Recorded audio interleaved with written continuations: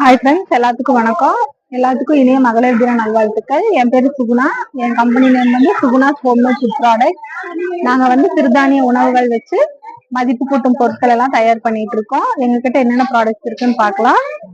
சிறுதானிய வெண்பொங்கல் மிக்ஸ், சிறுதானிய சாம்பார் சாதம் மிக்ஸ், வீட்லயே ரெடி பண்ண சாம்பார் பொடி, பிரியாணி மசாலா, வெயிட் லாஸ் கஞ்சி மிக்ஸ், சிறுதானிய சத்து மாவு, கருப்பு உளுந்து கஞ்சி,